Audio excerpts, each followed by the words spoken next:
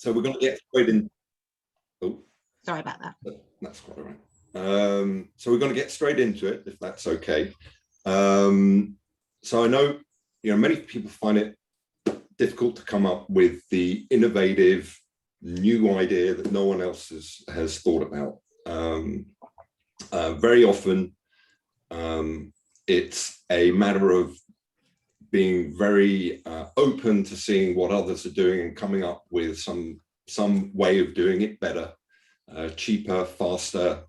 What would be great to hear from Kate and Stephen is, how did you come up with your idea? What inspired you?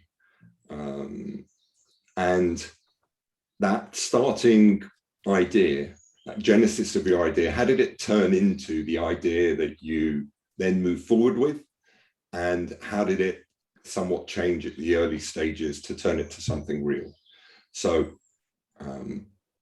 Kate, if I start with you, and just before you start, I'll let you know that I came across, I hope I'm saying this right, aquaponics.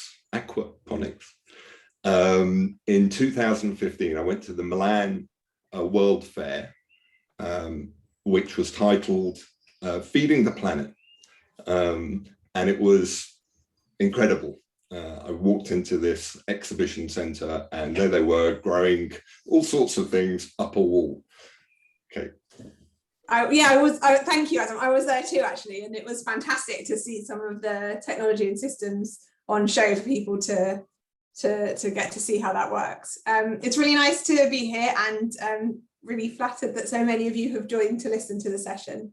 I thought it might be helpful if I just give a quick explanation of what the business does, and then I can talk about how I started and why on earth I've ended up doing this. So we design, build and operate controlled environment production farms, as Kim said. You might have heard those referred to as vertical farms. And effectively what we do is we take agricultural food production indoors and we provide the crops with the perfect conditions that they need to grow in, whether that's the lighting, the irrigation and nutrients, the airflow and temperature and humidity. And we do all of that in a very, very clean environment. We are 95% at a minimum more water efficient than conventional agriculture. We are more carbon efficient than the conventional supply chain for producing the type of food in the UK. We grow salads, that's our main crop. And we take away a bunch of the social risks associated with getting cheap, affordable food onto our shelves, which often relies on the risk of forced labour in other places. So as you can probably hear from all of that, there is a really strong sustainability drive behind what we do. It's all about creating a more sustainable food system and making that affordable for everyone. And certainly back in 2011, when I was thinking about starting the business, that was even back then, that was still the thing that was really driving me. I was really interested in sustainability and how businesses could do things in a different and better way. So that's just a bit about the business as it is now. In terms of how it started, I don't think I ever really thought that I wanted to run my own business. I studied English and education at university and then kind of felt like I wasn't actually ready to go into teaching because what did I know? So instead I joined a graduate scheme at IBM, and I spent 7 years working at IBM learning how to be a strategy and change consultant, which was, it was great fun. It was really interesting projects. I learned a lot, but sort of overall what I felt like I was doing was helping big companies make more money. And it didn't really fulfill much for me in terms of what I wanted my sort of impact on the world to be. So I took a sabbatical from that job and I went to go and do a master's at Imperial College in environmental technology and business. And actually the best thing that happened to me before I did that master's was that the partner I was working for at IBM refused to pay for it. I put this really strong business case together to say why IBM should pay for me to go and do this master's and then come back, and the partner refused. And he said, if I pay for it, we're going to have to make you, you're going to have to be tied to come back and work for us for 2 years afterwards or whatever. You're going to end up hating your job and you're going to hate me and I won't do it. So I was very annoyed with him. And of course, he turned out to be absolutely completely right, because after doing the masters and after learning more of the sort of science side of sustainability and environmental technology, I came across a concept called indoor farming, which was basically what I've just described to you, what my business does now. I ended up writing my dissertation on the commercialization of indoor farming in London. And then I went back to IBM and I lasted for 6 months. And whilst I was there, you know, I was working, I think of all things, I was working on an oil and gas procurement project. And all I was thinking about the whole time was food production and sustainable food. And I just thought, you know, I don't think I can do this anymore. And I was at that point young and stupid enough that I thought, well, I'll just go and do this for a year, see what happens. And if it all doesn't work out, I'll just go back to IBM. And so I basically, I had enough money to support myself for a year. That was my plan. And there was no one in the UK doing what I wanted to do and what I was interested in. So I had to set up my own business to work out what to do. So I found a co-founder. We were introduced by a mutual acquaintance, and we started looking at how we could build a small scale production system to get to grips with how you grow food in that way, and what the market opportunity was for the crops that came out the other end. And effectively, so we set the business up in 2013, and what I've been doing ever since is learning and developing that business and getting it to a point where I feel like it's delivering against the values that I set it up for in the first place, but also where we've spent the last 8 years learning how to do indoor farming really effectively and cost efficiently. And so it's been quite a slow journey for us, but on the other hand, I think the evolution of agriculture did take 400 years for us to get conventional farming right. So, you know, we've only been working for 8 years on this model. So here I am, and so within the past 8 years, actually the company we merged with one of our project partners. So we're now a bigger team with more expertise and more resources, and I'm no longer the CEO. We have a managing director, and I get to work on the bits of the business that I think I'm really good at and can really add a lot of value to. And I get to work for someone who has a lot more experience than I have done. And I also have the fun job of juggling a very sort of intense startup work life with a 4-year-old as well. So I'm really pleased to be here and happy to take any questions that you might have on any of those things that I've just mentioned or anything else. Great, Kate. Thank you. Stephen. Same question to you. Your business is addressing one of probably finance's critical challenges. But yes, if you could let us know your journey and how you came up with your idea. Yeah, absolutely. And I'm really happy to be here. I've been involved in Work Avenue really since the beginning. So any opportunity to stay involved is fantastic. So I think similar to Kate, just a bit about the company and what it does, and then get into the journey. So Zenplans, it's a software company, and as we said, we're working with financial and legal professionals to really help them do 2 things. One is to provide their clients with peace of mind, and 2 is to kind of build more rewarding relationships with their clients. And the way we do that is with an online platform that makes it really easy for professionals to guide their clients through organizing life's important information, securely storing it, and then selectively sharing it. So why does that all matter? And it's to do with what's actually a very well-known concern around collating important financial and personal information when someone passes away or loses mental capacity. So there's a very painful process around that, about how loved ones and everyone involved can access the information they need.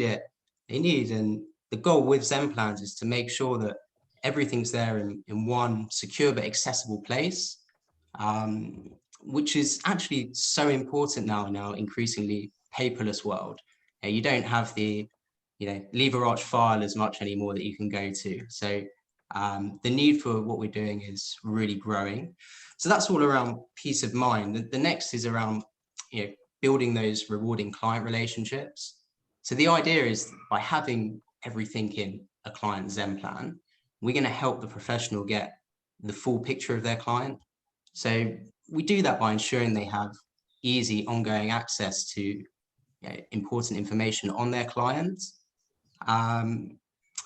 So what that enables them to do is give their best possible advice and ultimately win more work.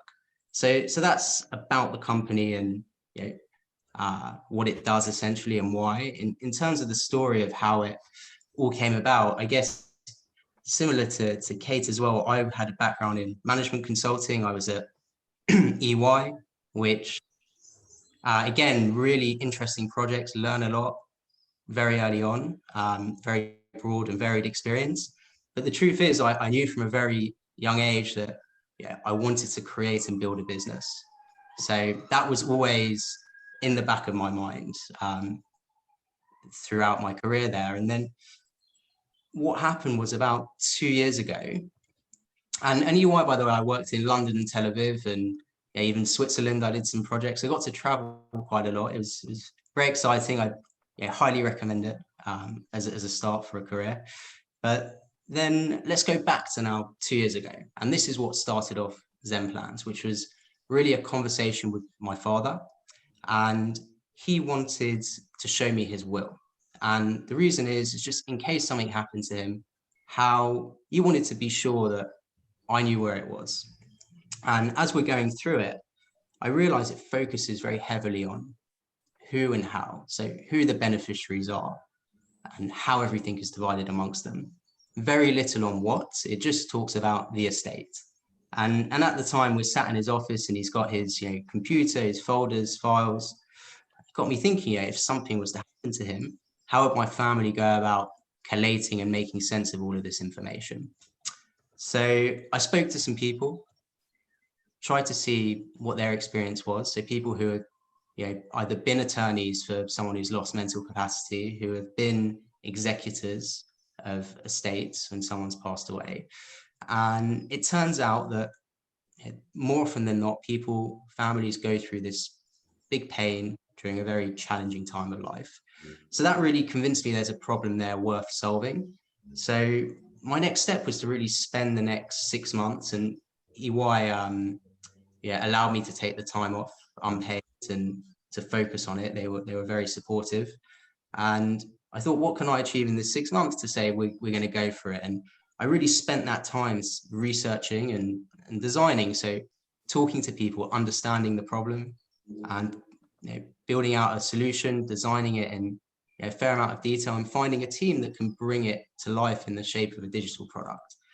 So achieved all that in 6 months and said, right, I'm handing my notice in, and I said, we're going to do a fundraise to get this built. And we've done that. If we fast forward now to February of this year, we got our security accreditation, which, given the nature of the product, is super important. It really gave us the green light to start taking it out to market. And since then, it's been very well received. So we've got our paying clients, I'm delighted to say, including some big firms, top 100 accounting firms. And now looking ahead, want to build on this success, really roll it out further throughout the market. And throughout all these conversations I've had, there's been a big roadmap of features that we've amassed, and we want to keep on improving our product. So it's been a really amazing journey so far, and I am excited to see what's next to come. So that's about me, and any questions, be more than happy to answer. Great, thank you. Clearly you had a number of challenges in the last year, one of them being, I guess, a regulatory challenge. and certainly the security side of things, which you've talked about. Kate, from your perspective, entering an ESG business, so environmental and social impact business, and the governance or the corporate governance related to that, what challenges did you face and how did you overcome them?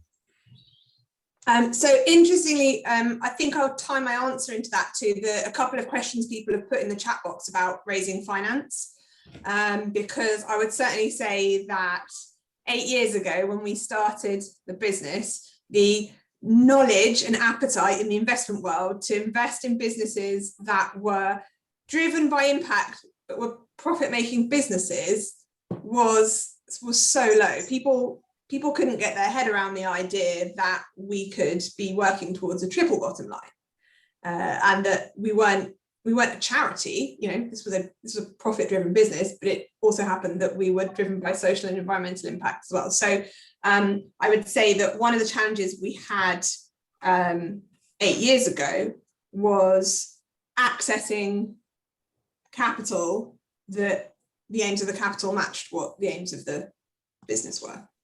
We had some seed support from an organisation called Climate Kick, which is part of the European Institute of Technology. So it's an EU-funded accelerator programme, and they work in different streams. So there's a climate kick, there is actually now a food kick, there's also an IT kick, there's an energy kick. So they've got all these sort of themed accelerators to support early stage businesses, and as part of that you get seed funding as well. So that was sort of how we started off. We then in 2013 or 2014 did find a social impact fund who invested in the business, and that was really the capital that we needed to build our first large scale farm. We also, prior to that, did a Kickstarter campaign as well. So we've done quite a lot of different funding avenues, but certainly, yeah, one of the challenges we had back in the day, I would say, was around finding investors who understood and wanted the same thing that we did. I think that landscape's really changed now, at all levels, you know, from seed capital through to venture capital. Private equity and institutional funders are now putting proper either specialist funds and financing together to support impact businesses, or are putting the right metrics in place to understand how their existing and future benefit investments perform from an environmental and social and governance point of view. So I think, you know, the world is really changing in that sense. I think the other thing that was a challenge for us back then, which I think is slightly changing now, is, you know, it's all very well to sort of say that you want to set up a business because you think you can have a certain impact, you think you can reduce the amount of water used or reduce fertilizer runoff into the environment, but actually finding the ways to measure and demonstrate that impact in the way that you would have a P&L to demonstrate your financial impact as a business, finding sort of third-party ways to measure and do that was a challenge to begin with. Again, I think that's changing, and one of the things that we're doing at the moment is going through the process of becoming B Corp accredited. So I don't know if people are familiar with the B Corp standard, but it's, the way I would describe it is it's like a fair trade product, but for your entire business. So it's an assessment you go through to get your business accredited to demonstrate that you are having a certain impact across your whole business, and it's very, very strict. And you'll reassess every 3 years, and every 3 years you have to get a higher score than you got before. So you have to always be improving the impact that you have. So I thank you. From the investment perspective, my background in terms of technology solutions, risk management solutions, in terms of investing in companies and businesses, in the last 20 years, things have changed dramatically. I think within roughly 2005, that United Nations created this, what they call UNPRI, so Principles of Responsible Investing. So up to that point, there was nobody that kind of really thought about investing in the ESG space. And it's moved from, and it's worth looking, if your business is revolved anywhere around the ESG space, it's worth looking at the UNPRI website to see what it is and what it does. But essentially, it's asset owners, so your pension funds, your state, or our state government investors who are signing up to the principles of responsible investing. And it's gone from 0 to something like 3,000 signatures and over $100 trillion worth of investment. So a good source of money coming into this industry.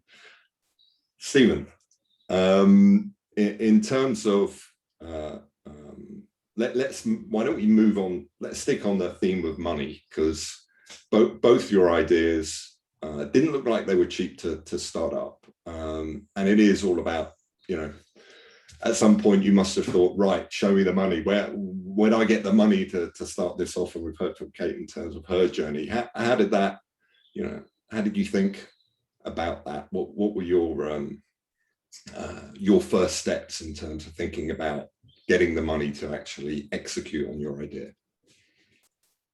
Yeah, so I wanted to do as much as I could upfront in terms of developing the concept, validating the concept.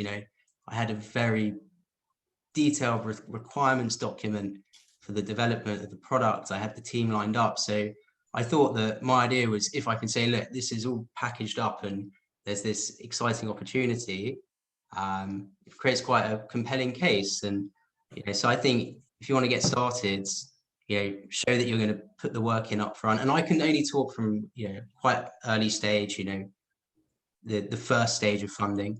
So you're not going to institutions at this stage. You're going to your family, friends, angel investors, that sort of stuff. And I think to show that this is something you're taking serious, that you've put time into it, that you're kind of giving it your all, is a really good signal. Because the reality is, at that stage, they're investing in you, as well as the opportunity.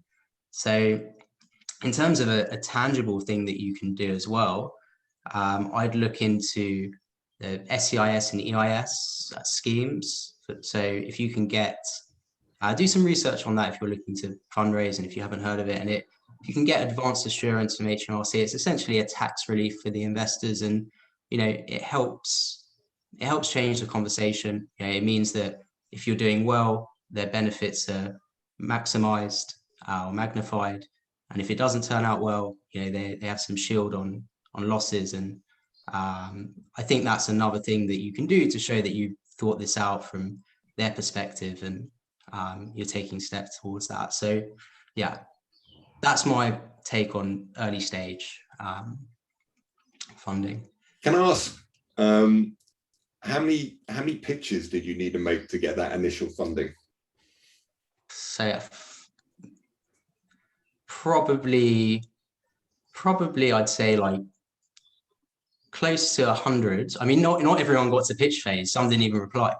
And that ended up coming from 14 investors. So it was quite, spread out. So really trying to pull together as much as you can. I think you need to be resourceful and see what you can do.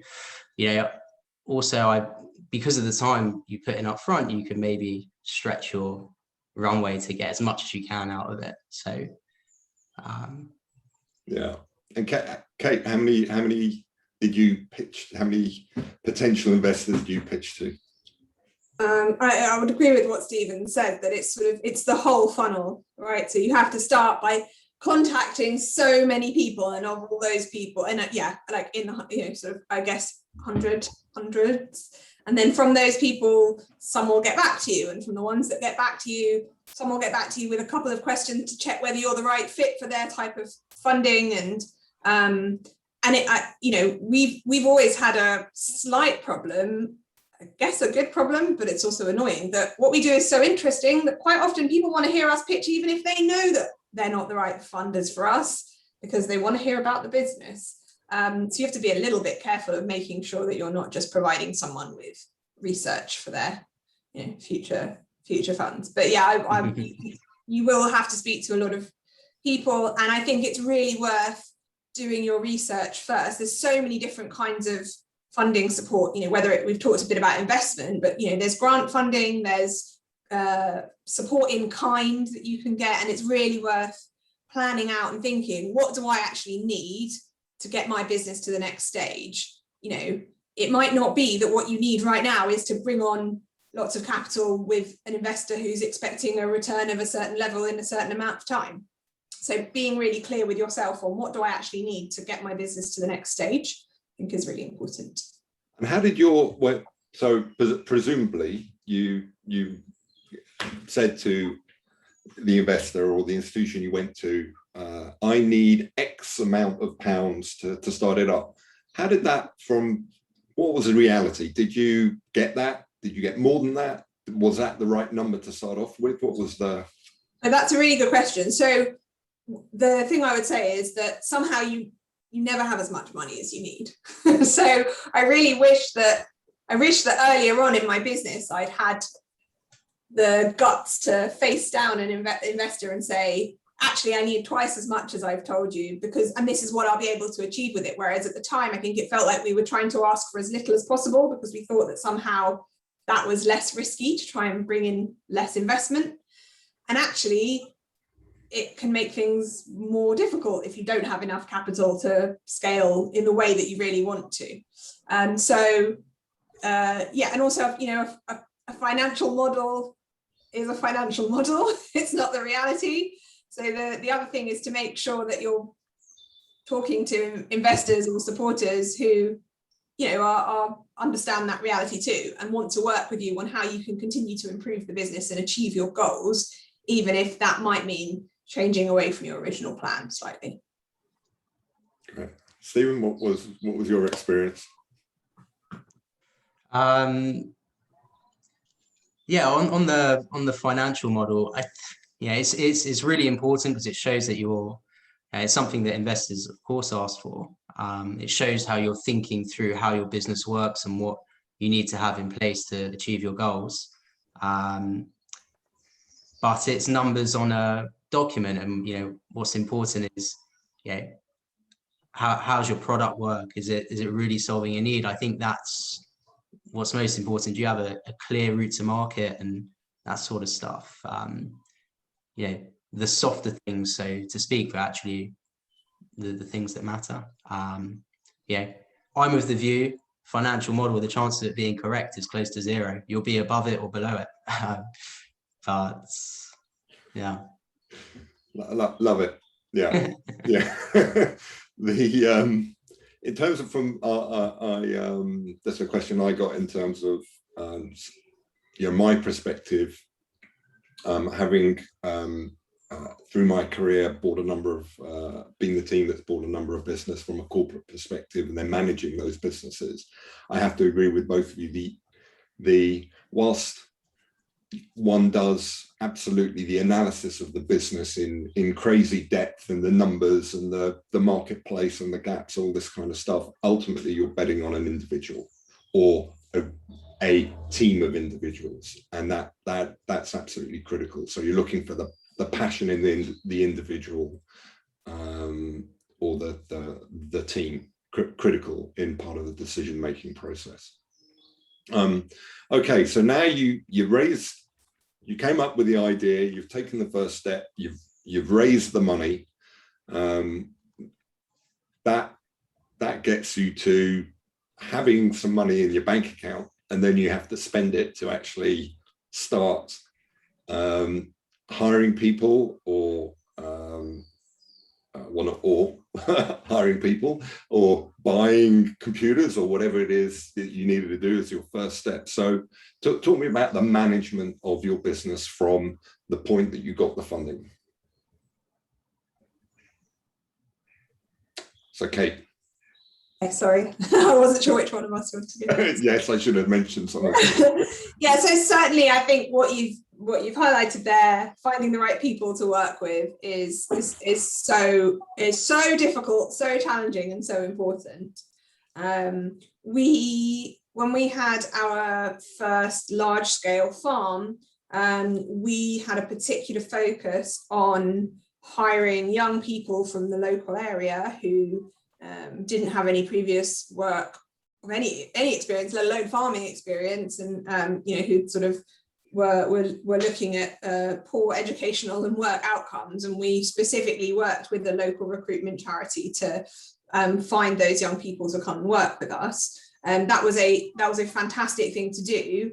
As I'm sure lots of people on this call involved in Work Avenue will know, that's a business in itself, training young people who have dropped out of school or for whatever reason have struggled to find their right place in the world. Training them to work and to develop their skills is basically a full-time job. So that was a really big challenge that we took on, trying to do that alongside producing food in a new, innovative way and selling that to restaurants in London. So that was lots of challenge and lots of fun. And then I suppose the thing that was interesting about our business, and this actually is something that I think is still we're relatively different to lots of businesses out there. You know, our business is very capital intensive. You have to build stuff, physical stuff, so that you can grow and sell your product. And actually that means our business model is quite different looking to a software business or a services business. And so for us, it's really about spending money on steel and concrete and plastic in order to be able to, and seeds, in order to be able to grow the food to sell it. Okay. Stephen, don't drink. So from the first fundraise, the way I wanted to structure it from the beginning or throughout the early stages was to call on experts in various fields. So I had them lined up, you know, developers were outsourced, but very close relationship. And in terms of managing that, you know, a lot of time went into creating a statement of work, a contract that was milestone driven. So we were very clear on what we wanted to achieve throughout the initial development, and to have an ongoing plan in for, you know, the product maintenance and future development. So a lot of thought went in upfront to, you know, thinking what that relationship looks like, but without getting into too much detail that we're deciding what work we're going to be doing in, you know, a month, 2 months time on the day-to-day. So that if we look at it like the product is the main thing, aside from that, I've, you know, pieced together a team of really talented, you know, freelancers, let's call it, and yeah, they've helped where we've needed help. So if it was for UX or UI design for the product, the person who's done that did a fantastic job, came through a Work Avenue connection. So I was introduced by Work Avenue to someone, an investor, who introduced me to a number of his portfolio companies, and I got to learn about the freelancers they use. So kind of pieced together this really expert team to help on different parts, you know, copywriting, data protection, you know, our legals, our terms, all of that. It's you know, thinking who's going to be really good and bringing them on for that project and having them on call when we need it. I mean, going forwards, you know, as we really want to roll it out, of course we'll bring in full-time staff more on the commercial side of things, and then the product. So yeah, that's how I've gone about it. Okay, so it's in terms of that very initial stage, what went wrong and how did you deal with it, Stephen? So I asked it as a given. Yeah, of course. You all know. Yeah, so the product development took a bit longer than we had hoped. You know, I was in management consulting, I wasn't in product development and, you know, product management, that sort of stuff. Although there was some overlap, and look, just had to, you know, to manage it and have really regular communications. You know, I think the more you talk about it, the more you can see problems that might be emerging and you can rectify them. So if you have problems with you know, supplier or someone like that, I think you need to have that open communication, because when it starts going quiet, it means there's probably a problem. What about you, Kate? My problems were slightly different. So early on in the business, up until about sort of 2017, we used a growing method called aquaponics, which Adam actually mentioned earlier, which is where you farm fish and grow plants in an integrated system, and you use the wastewater for the fish as the nutrient base for the plants, and the plants clean the water for the fish, and the whole thing recirculates. And so the problems that we had generally earlier on were we kept killing our fish, which that's not a standard business problem that most people have. But I'm reliably informed by significant commercial fish farmers that, you know, you're not a true fish farmer until you've killed 1 million fish. So those were expected challenges, I think. So we had a lot of sort of physical production challenges that we had to deal with. I think the other thing was finding the right advisors to support us and help us was a challenge to begin with. And I think that's really important to recognize that when you're thinking about starting your own business from the early stage, you know, all the way through, the types of advice and support that you need are going to change. And so it's, again, important to make sure that you've got the right people advising you at the right time who have the right experience and skill sets to support you. Okay. What would you have done different at that initial stage? If you were advising going back, I know it's a few years ago, what would you have done? You know, what would you advise yourself? Raise more money. So raise more money and be less hopeful. So I think I couldn't look back and tell myself to be entirely less hopeful, because frankly, from a rational point of view, why on earth would you leave a well-paid, secure career in management consulting to start up a business in an industry that doesn't exist yet in your country? Like, there's not, you know, you've got to have quite a lot of hope and ambition in order to do that. But maybe resilience, I think. Resilience, yeah. But I think being able to counter that with making sure you're taking a long, hard look at what you're doing, and being able to challenge your assumptions and your decisions to make sure that they're the best for the business. That and more money. More money. We got it. Stephen? Yeah, more money always helps. Yeah, I think that, and it kind of ties into the innovative idea sort of thing, that actually talk to people as early on as you can. Like, get out to the people who you're going to be your potential customers. Talk to them early on. Don't be scared that someone's going to take your idea, because the idea is very important, but the value is in the execution and doing it. So you'll pick up things from them as you speak to them. So I might have done that a bit earlier. Yeah. And there's a question here, just on going back to the go for it development. So they were full-time, but for fixed term. So Jake had asked about and how we manage that in terms of the IP and code. So you've got to get them to do an intellectual property assignment. And with regards to the code, there's repositories that they'll store it in. GitHub, you might have heard of. You want to make sure you have access to that, and that you have a full, very good documentation, backup, recovery, business continuity plan supporting it. You don't want them to just do your code and then leave. You need to be able to pick it up yourself. So include that when you're talking with them, and speak to a lot of different providers, because don't go with the first one necessarily. Great. And I think what I'm hearing from both of you, apart from the money's good and keeps you going, you both seem to, or the theme I should say is, whilst the process and the technology is really critical, it's the outcome that you're both focused on, and that's key and critical. As from an investor perspective, that's what it's about.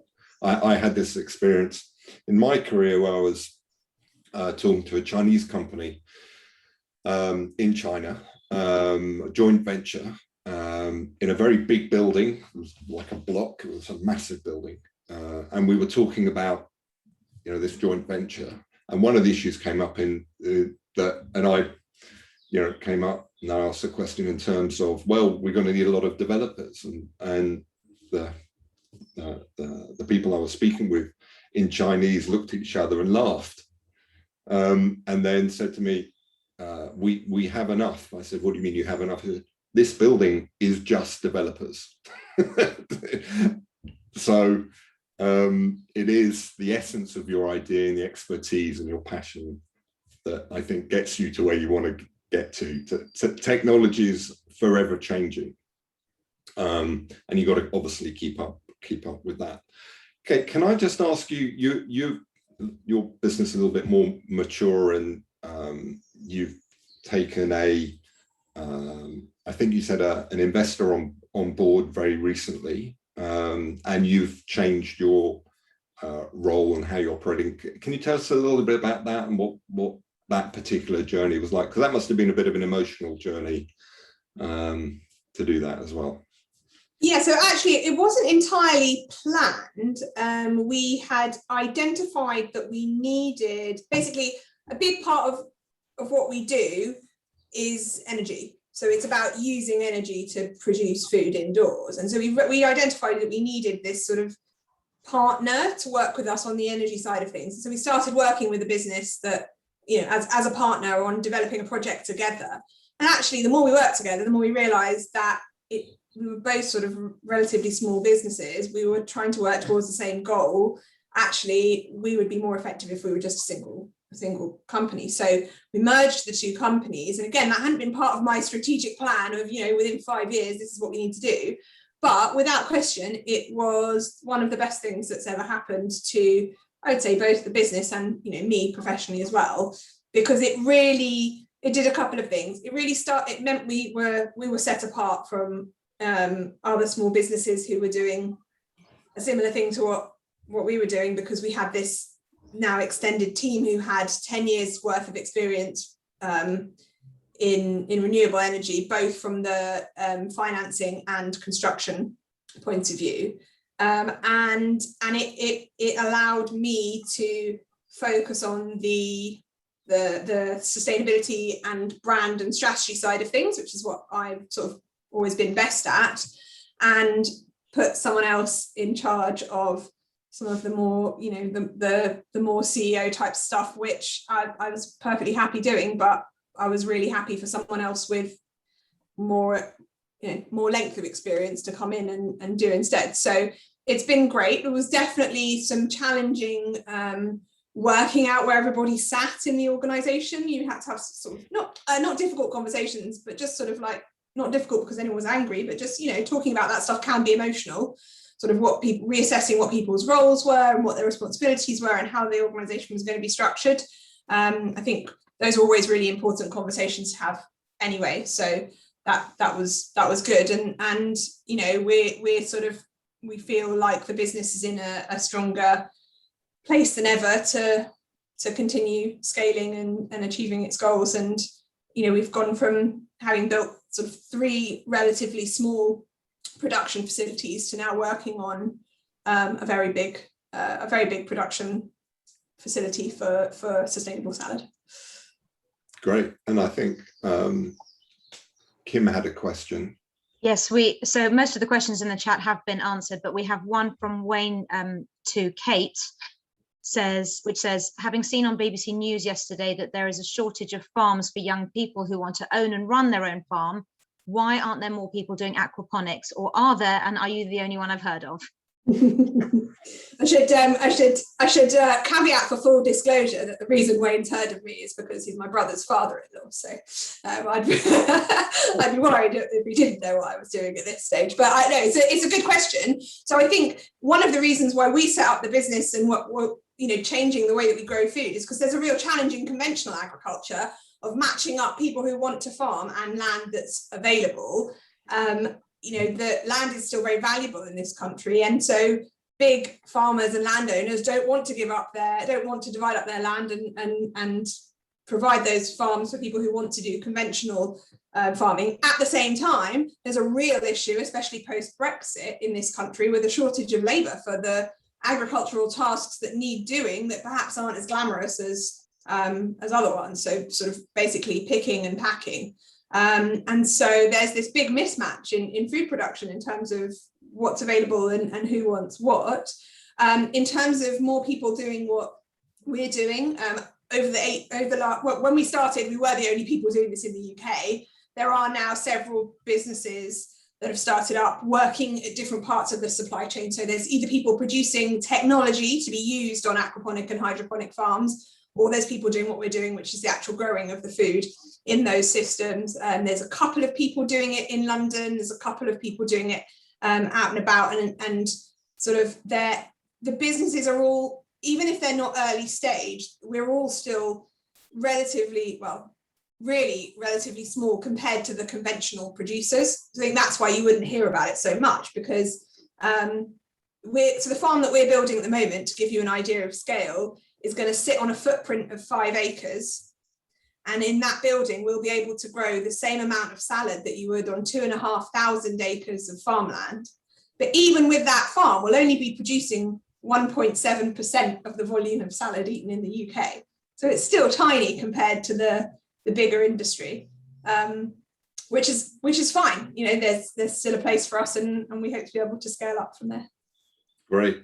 Can I, because I think we're running out of time, Kim, have we covered the questions on chat? Have I missed any? We have covered the questions on chat. I think we haven't really got much time left, but I think if we could just very briefly ask Kate and Stephen how COVID has affected both of your businesses and how you have had to adapt in the last year to 18 months. Kate, Sure. do you want to go? Oh, sorry, Stephen, off Okay. you go first. Okay, so I mean, I think this is to more than just my business. It's before COVID, I was going and having to have a first meeting with someone face to face. It takes a lot of time. Whilst it may be more impactful, it's not as efficient, scalable.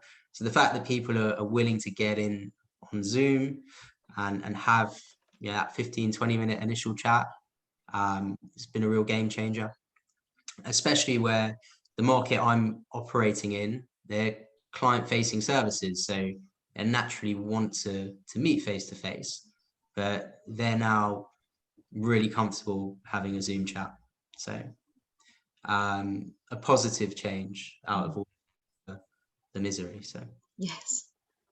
And Kate, how would you answer? Yeah, I would say it's sort of, I definitely agree with what Stephen said. In terms of our production facilities are high care. So you have to wear PPE inside them anyway. So from that point of view, that wasn't anything particularly new from us. I think the biggest change for me actually has been personally, because I've been able to, had to work from home. But obviously now the offices are starting to open up, I've been able to have more flexibility in terms of where I'm working and when. And so has my other half, which means that overall, the way in which we've been able to divide our personal responsibilities in terms of childcare and work-life balance, things have evened out in a way that would have been entirely impossible before COVID. And I really hope that other families and businesses will be able to continue that, offering that flexibility to working parents. Well, not just to working parents, to anybody who wants to, build a work-life balance that isn't about being in an office 9 to 5 every day. Brilliant. Thank you so much. I'm aware that we've eaten into your comfort break by 3 minutes. So sorry, everyone. Just a very big thank you to Adam, to Stephen, and to Kate for the fascinating session. I put Stephen and Kate's website details in the chat, and I hope to see you all on Ask the Experts at 11:30. Thank you very much, everybody. Thanks so much, Kim. Thanks, Adam. Thanks, Stephen. Nice to meet you all. Thanks. lovely to meet you. Bye-bye.